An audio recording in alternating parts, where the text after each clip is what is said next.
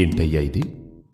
మిమ్మల్నే నా పేరు తలుచుకొనగాని ఏ పని మొదలుపెట్టరు, కానీ నన్నే అవమానిస్తున్నారే.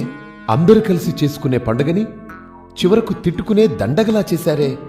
మా అమ్మ నన్ను పసుపుతో చేస్తే మీరేమో దాన్ని కాస్త ప్లాస్టర్ ఆఫ్ పారిస్లోకి మార్చేశారు.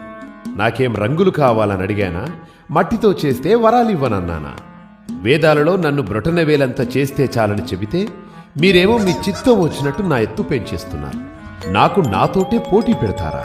అన్నా, ఒక్క అడుగుతో మొదలై 60 అడుగులకు చేర్చేశాను. ఒకరిని చూసి ఒకరలా నా ఎత్తు పెంచేస్తుంటే దాన్ని భక్తి అనుకోవాలా లేక వేలం వెర్రనుకోవాలా?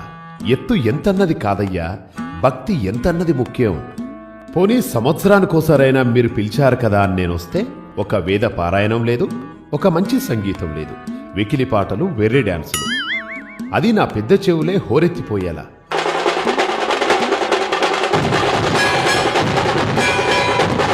పాపం నా మూషికడు ఆ పాటల హోరికి పారిపోతున్నాడు కూడా. ఇక చుట్టుపక్కల జనాలైతే రోజు అష్టోత్తరం సంగతి ఎలా ఉన్నా మీ గోలకి తిట్లదండకం చదువుతున్నారు. అవును, నాకు లడ్డూలు ఇష్టమని ఎవరయ్యా చెప్పారు? నేను ఉండ్రాళ్ళకి బ్రాండ్ అంబాసిడర్ని కదా. మరి ఆ లడ్డూలేంటి, వాటి సైజులేంటి, పైగా ఆ వేలం పాటలేంటి? అసలు నా కథ, నా రూపమే కాదు, నా ప్రసాదం కూడా మార్చేస్తారా? ఆ విష్ణుమూర్తికి 10 అవతారాలే, కానీ నాకెన్ని పెట్టారు? నాతో క్రికెట్ ఆడించారు, గ్లోబుల మీద ఎక్కించారు, మోటార్ సైకిల్ తొక్కించారు, నా ట్రేడ్ మార్క్ అయిన బుజ్జి బొజ్జను తీసి 6 ప్యాక్స్ పెట్టారు, టోపీలు పెట్టారు, తలపాగ జుట్టారు, సినిమా హీరోలా తయారు చేశారు. ఆ పరమశివుడు ఒక్కసారి రూపం మారిస్తే మీరు ప్రతి ఏడు నా రూపం మారుస్తున్నారు.